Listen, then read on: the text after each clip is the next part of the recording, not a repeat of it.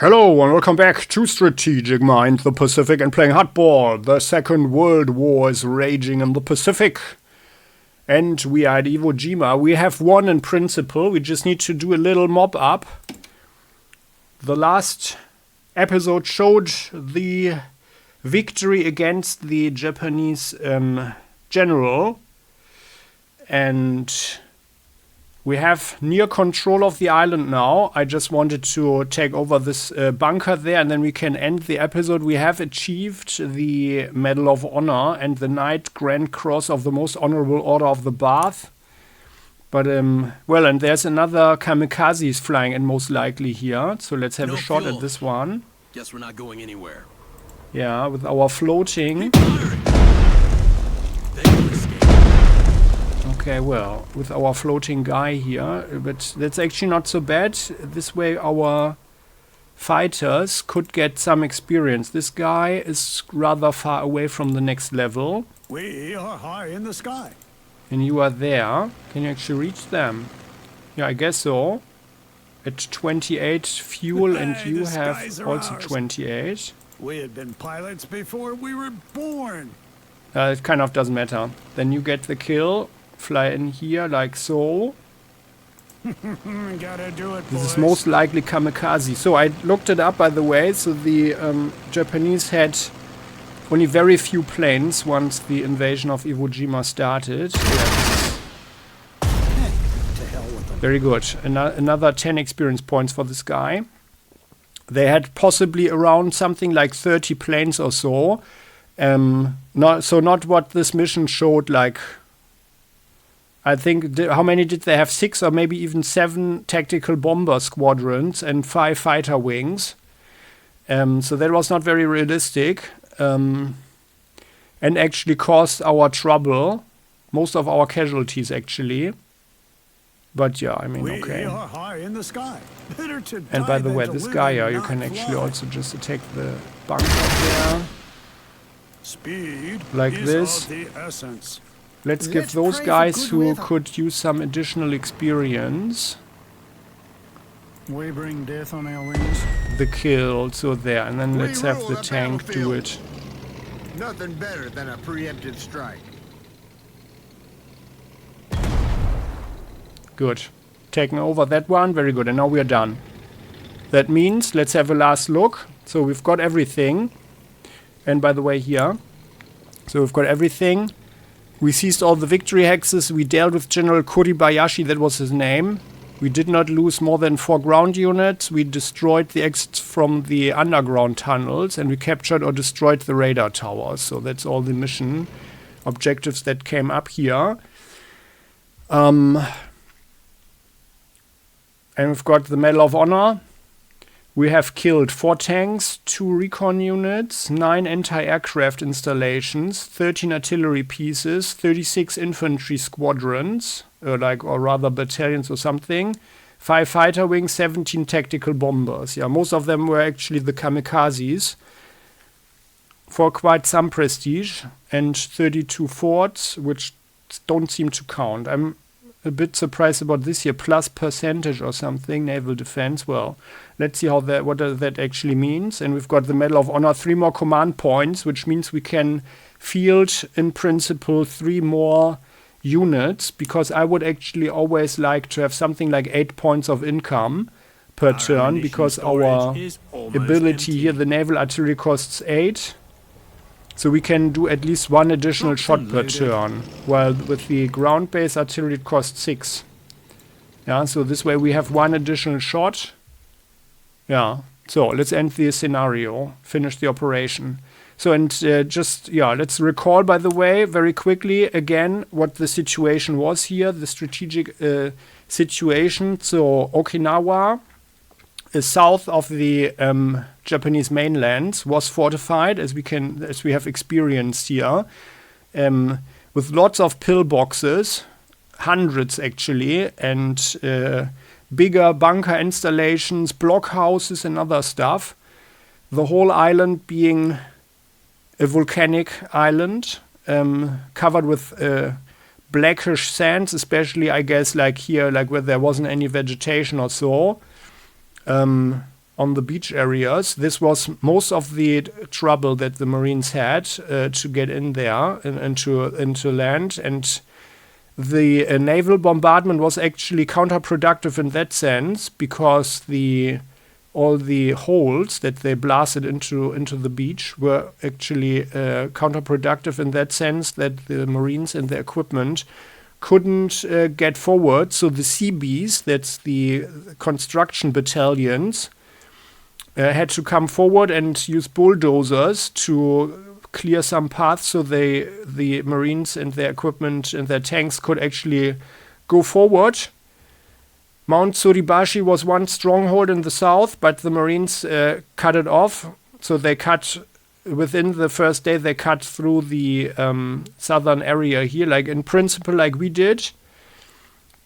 Mount Suribashi was also, holed out, you could say. Lots of caves there, lots of tunnels, lots of bunkers that they could shoot out of. So they had some pretty big artillery pieces there, like for their stuff, of course.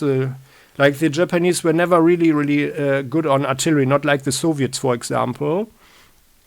But they had some pieces here, also a lot of flak, and they mostly relied on fortified ground-based defenses. Not so many fighters or any other planes, by the way. Some kamikazes, and they did hit some of the American ships. They damaged one or two of the carriers, the auxiliary carriers, and some other ships. But that was actually not really that relevant for the battle. Despite the painful losses for the people involved, of course. And of course, like in relation, like sacrificing one pilot and the plane full of explosives to cause quite some damage. So that was, of course, a desperate and maybe not very honorable way to deal damage to the enemy, but it was very effective, of course, and very economic as well. But it didn't change anything, of course, for the outcome of the battle. Just increased the damage and some casualties, that's it. So, and, then the Marines rolled over the whole island, and mostly they had to clear out all these pillboxes and all these installations by hand, you could say. They came to good use, the flamethrowers.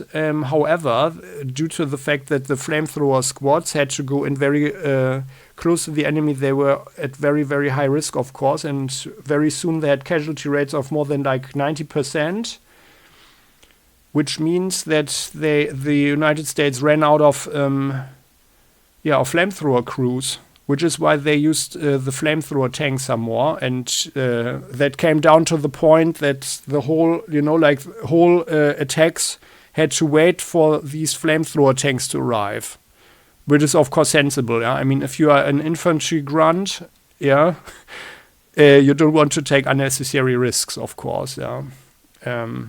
And the Japanese had a hard time dealing with the tanks. That was the good news for the United States, actually. And the bigger strategic picture here was that they wanted to prevent the Japanese early warning system. We had this one here in the mission pretty nicely here with these radar installations, 2 of which we destroyed and 1 of which we took over intact. Didn't matter much. It is true that the Japanese had some crude radar. But there was this other island that was also providing the same radar service, you could say, and the same early warning, and the United States didn't bother about those. And that's one of the criticism afterwards. So the public, some experts, some military personnel said that it was not really worth it, because the Japanese still had early warning capabilities after Iwo Jima. And it kind of didn't matter anyway, to a degree, because the B-29s, they couldn't really be opposed by the Japanese anyway. There were some fighters starting from Iwo Jima. They were a threat, of course, to the B-29s, but the super fortresses were heavily armed and armored, so it was also not really that big of a deal, and probably not worth sacrificing more than 10,000 Marines for this whole operation here, because the casualties on the B-29 crews were rather light in comparison. So, like from the economics, the cynical economics of war, this operation did not really matter that much, and it was actually rather unsuccessful in that sense. Yeah, if you count the bodies, but if we think of this was like another step where the Japanese showed their fanatical determination to fight literally to the last man, and yeah, after this, there were some more battles like this, and then you can understand better why the United States actually used the atomic bombs. Because it's also like, it was really a matter, in my opinion, a matter of responsibility towards your soldiers. Yeah, just to find some way to break this Japanese determination. Yeah, so, and that's part of the justification to use these weapons of mass destruction. Yeah, and another strategic point was that the United States wanted to use this island here for their B-29 bomber crews. On the other hand, I read that the airfields were actually not large enough for these big planes. So I'm not entirely certain, but I know that the Okinawa did not really play a vital role in that regard. The B-29s, they just flew in from the Mariana Islands. However, an idea had been also to use this island here for fighter support, so for escort fighters for these B-29s, but apparently there were only a number of missions, like something like 10 or so, actually conducted from this island. Yeah, so, and so far, strategically, this whole operation was probably unnecessary. Yeah, so therefore a lot of criticism there.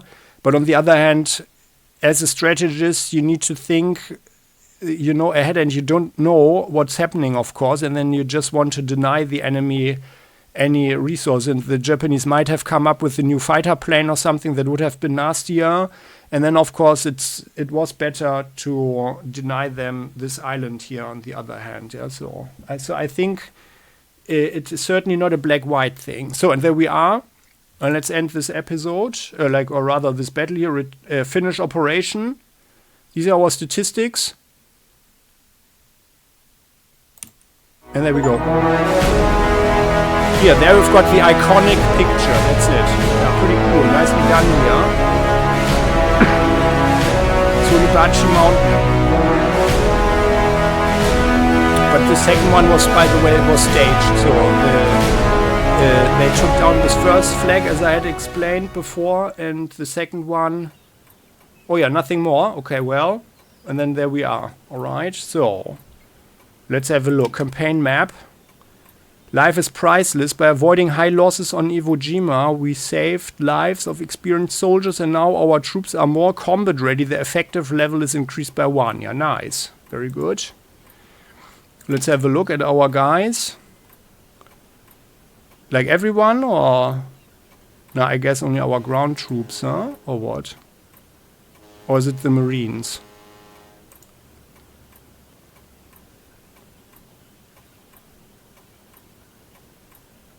I think, oh, well, I mean, they were all level 5 already anyway. Looks like we wasted that. But well. Oh, I'm not entirely certain. The effective level is increased by 1. Well, maybe we'll see it during the battle or something. So, let's look at our stuff. So, we've got this one here. The Knight Grand Cross over there on our right side. It says percentage, so I don't know what that means. Let's see this here. It's for our Iowa. Now, which one is our flagship here? This one. With our hero, Willis Augustus. What is it here? Well, kind of it doesn't say. Out of the bath is +3. Out of the bath? Yeah, it's like the defense or what? Naval defense, naval air and torpedo defense. Okay. Well, 3 points. There's like it's a bug obviously. But well. So I don't know if it's a percentage of something. But we have a 3-point bonus. That's not bad. And here we are. So let's have a look. Acquiring units. Guard to change. We don't have anything new. Okay. Yeah, well, let's have a look what the next mission is about. So the next one is Battle of Okinawa. Aha, there it is. Okay. And with Okinawa, they were cutting off Taiwan / Formosa. That, like we recall, Nimitz wanted to rather go for Taiwan instead of Iwo Jima. But MacArthur overruled him in that somehow. Yeah. Kind of convinced the president that Iwo Jima was more important or whatever. I don't know, maybe he had planned to take Taiwan for himself or something, I don't know. Or by himself with the army units, I don't know. So let's see. Smith, what do you have to say? We have captured just one island inside the Japanese inner perimeter, and it went as if we were in a devil's nest. How many more damned islands are there? I'm afraid that if the Japs won't give up soon, my men and I will visit the places which make Iwo Jima look like a damned resort. We can make things brighter if we look for the weak links in the enemy chain of supplies. Well, the samurai think themselves to be great fencers? Then let them fight without ammo, with just the bayonets and swords that they seem to adore so much. Yeah, that's smart. That's a smart approach. Leighton? We got information that the Japanese, literally barrel by barrel, scrape up the fuel for their navy. Why would their fleet need so much fuel when they're almost out of ships? Is it possible that the Japanese High Command has decided to throw their last grand battleship Yamato at us? Oh, the Yamato. The second super battleship. Let's see. So, and here we are. We have another 450 points. And we have everything here. Yeah, so we have to think about this. Logistics. Well, I mean, the Wolfpack might be important against the Yamato. But I also think like the airstrike might be a good thing. So we didn't use this one too often, like only once, right? But or did I actually use it at all? I don't know. I thought I did. But it's, yeah. I prefer to rely on my own units actually than calling in the strategic airstrike. Also, there were not many good positions there to have 3 in a row. Wasn't really necessary, which is why I didn't take it. So, but well. So, and it looks like we have got a new Iowa class. Oh, yeah, that looks good. Oh, the turrets look better. Well, so I think we are actually, oh yeah, it's very expensive as well. So I think we are actually probably getting a 3rd battleship or something. Oh, we can't afford that. We only have 3,200 prestige points at this point. Well, I have to think about this, of course, like upgrading this one.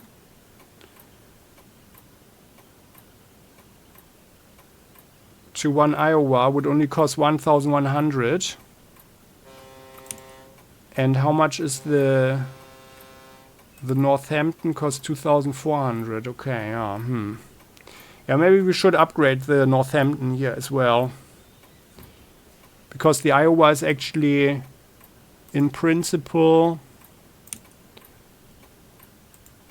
kind of better in every regard and as quick as the other one. So in principle, there's no real reason, except for the prestige cost, to have any heavy cruisers here. Oh, do we have a new... Oh, we've got a gearing class now. Yeah, nice.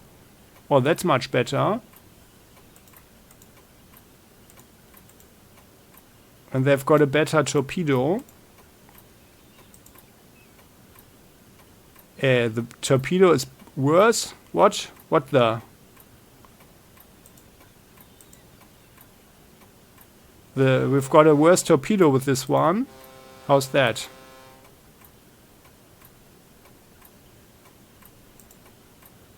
That's a bit weird. And we've got the same gun. Maybe the electronics have changed or something. So let's see. Then we've got... Oh, we have something nicer now. Oh yeah, it's high precision. What's that? High precision when attacking from a 2 hexes range gains first strike. High precision is superior to the long range gun skill. Oh, yeah, that's nice. Oh, and we've got heavy armor here. Ignores damage from land units which with base attack less than 10. Does not work against infantry in close quarters. After being stopped by anti-tank, Overwatch can move and attack. Fort Destroyer. Gain +5 hard attack against forts. Yeah, nice. Well, let's have a look at this one from up close. An M26. Heavier tank, alright. Well. But it is slower, of course. And can't carry as much fuel. Which is sort of a problem, I guess. Here we've got the same anti-tank. No improvement with the artillery. And the Marine Corps is still on 44, although it's already 1945. The planes are the same. But we do have better hell divers here with a red snout there. Okay. And the Avengers. Do we have better Avengers or something? Oh yeah, they also have some red color now. And improve further on their naval attack and the air attack. Okay. Yeah, that's not bad. Let's look at them from up close. Okay. This one. Yeah, it's good to get rid of these arrows. I tried to research this, and I didn't find anything on that topic. So I don't know why they have that. Like maybe if someone, like if a plane is, or maybe it's to help them in the sky or something, if they are upside down or whatever, that they are getting disoriented or something, I would think. If you know anything, please enlighten me and the community. That would be awesome. Yeah, well, so, and here we are. Okinawa is the next one. And how we commence, I have to think about our strategy there a little bit further before I make a decision what to do with our meager 3,200 prestige points here. But that we will see in the next episode. So, many thanks for watching. I hope you enjoyed this one. We have the victory and we have 53 command points now. So in principle, we can deploy 45 units.